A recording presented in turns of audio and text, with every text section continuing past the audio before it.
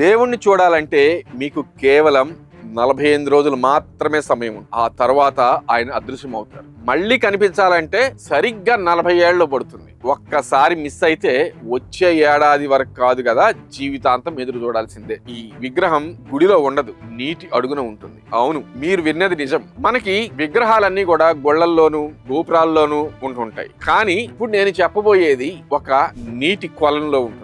ఆ విషయాలు ఏందో చూద్దాం. కాంచీపురంలోని వరదరాజ పెరుమాళ్ కోవెల కోనేరులో ఒక వెండి పెట్టెలో పెట్టి నీటి లోపల భద్రపరిచారు. అత్తి చెట్టు కలపతో చేసిన ఈ విగ్రహం నీటిపై తేలకుండా పాము ఆకారపు తాళ్లతో బంధించారు. దీని వెనుక ఒక పురాతన గాథ ఉంది. ఈ స్వామి అగ్నిగుండం నుండి ఉద్భవించారని, ఆ వేడిని తగ్గించడానికి ఆయన్ను దశాబ్దాల పాటు చల్లని నీటిలో ఉంచుతారని భక్తుల నమ్మకం. 40 ఏళ్లకు ఒక్కసారి వచ్చే ఆ అద్భుత గడియల్లో పూజారులు కోనేరులోకి దిగి రహస్యంగా విగ్రహాన్ని బయటకు తీసుకువస్తారు. ఆ తరువాతే అసలైన సంబరం మొదలవుతుంది. 10 గంటల పాటు క్యూర్ నీళ్ళలో నిలబడితే కేవలం 5 సెకండ్లు మాత్రమే దర్శనం దొరుకుతుంది. ఆ 5 సెకండ్లే భక్తులకు జన్మధన్యం. మరో విశేషం ఏంటంటే, మొదటి 24 రోజులు స్వామి శయన భంగిమలో అంటే పడుకొని ఉంటారన్నమాట.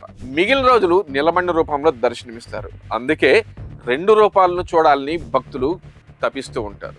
అయితే ఇది చివరిగా 2019 సంవత్సరంలో బయటకు వచ్చిన అత్తివరదర్ మళ్ళీ 2059లోనే ఈ స్వామి మనకి దర్శనమిస్తారు. అప్పటి వరకు ఆయన నీటి లోతుల్లోనే విశ్రమిస్తారు. ఈ అద్భుతమైన భక్తి విశేషాన్ని మీ స్నేహితులతో కూడా పంచుకోండి. కామెంట్స్ లో ఓం నమో నారాయణాయ అని టైప్ చేయండి. మరిన్ని ఆధ్యాత్మిక విశేషాల కోసం మా ఛానల్ని ఫాలో అవ్వండి.